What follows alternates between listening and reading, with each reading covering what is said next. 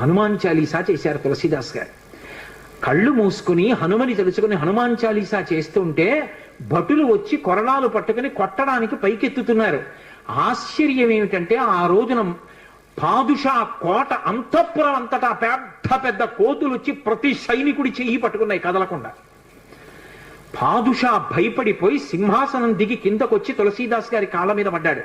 అప్పుడు ఖచ్చితంగా పూర్తయిపోయింది హనుమాన్ చాలీసా.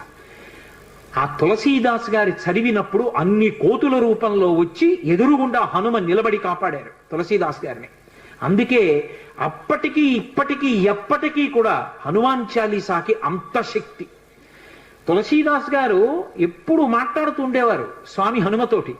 రామాయణ రచన చేసేటప్పుడు రామచరితమానస్ రాసేటప్పుడు ఏ ఏ ఘట్టం దగ్గరికి వచ్చేటప్పటికి ఆయా ఘట్టం దగ్గర మళ్ళీ హనుమకి చదివి వినిపిస్తూ ఉండేవారు. హనుమ అంతా చదివి సరేనంటుండేవారు. అబ్బో ఎన్ని